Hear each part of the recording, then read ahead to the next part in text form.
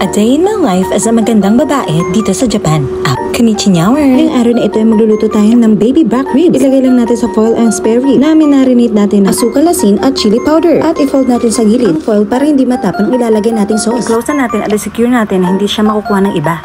Katapos ay gamitin natin ang air fryer ni Lorge para hindi naman masira.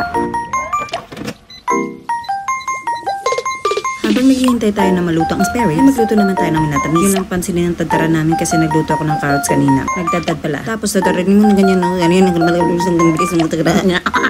dapat ganyan pagdadan nyo kasi sobrang bilis natin yan. Thank you pala kay Ate Angie na nagbigay sa atin ng saging at parating nagpapamain sa mga training. Sure. At up sa'yo, Ate Angie. Tapos lagyan natin butter at asukal. Masarap sana kung may gata. Pero wala tayong gata. Kaya tubig na lang munang ilalagay natin. Ganito karaming butter ang ilalagay natin na kinuha natin kay Lorge. Hindi tayo nagpaalam dahil kakain din naman siya. Tsaka asukal din pala to ni Lorge. Kung habang napapanood mo na to, kumakain ka na ng ganito. Tapos ay lutuin na natin siya. Pag nagluto na, ipakain na sa iba.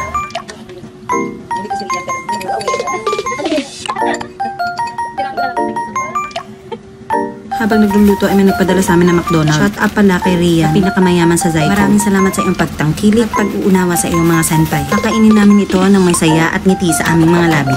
Hindi pa rin luto ang ating baby back ribs. Kailan kaya ito maluluto, no? Kaya sinet ko siya ulit ng 3 hours. Ito pala yung niluto ko kanina. Babaunin ko ng isang buwan. Ay, buwan na noon. Isang linggo pala. Habang hinihintay natin maluto, ilabhan muna natin yung rapo na sobrang itim na. Sing itim ng budhi mo. Sorry. Kasi ito na, ano to nang nag-aano kami. Ano ba talaga? Ito pala yung gamit namin sabon para sa mapuputing budhi. Pangpuna. Mga damit namin. Kayo nang bahala maghanap sa Daiso. Meron ganyan. Mura lang yan. Para din yung may Zonrox na nakakaputi ng mga maiitim yung budhi.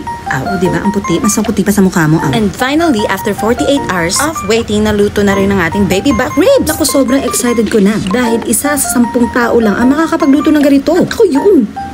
Char lang. Ngayon ay titikman naman natin siya ng sariling atin. Sa videong ito ay nafe-feel ko na ang tenderness and sweetness with the perfect umami. Ipatikim naman natin sa mga dalok-dalok natin kasama sa bahay. Ang programang ito ay hatid sa inyo ni Bebe Girl at ni Lorge. Ang nagluto, ikaw pa ang dihado. Siyempre sa akin dapat yung malaki. Kasi nga ako nagluto, di ba? Ayan na nga po at nag-aagawa na po ang mga dalok-dalok. Sapo dibidi. At napag-desisyon na namin na mag-iba taya kami. At ang shocking pa nun, kasali ako. Di ba parang may Maria at ako yung nagluto?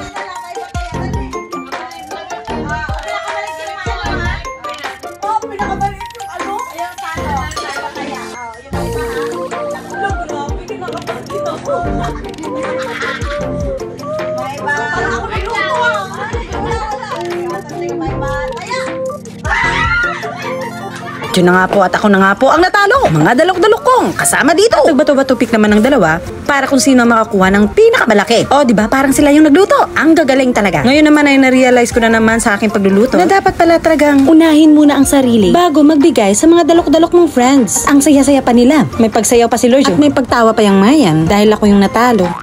Thank you for watching. Bye!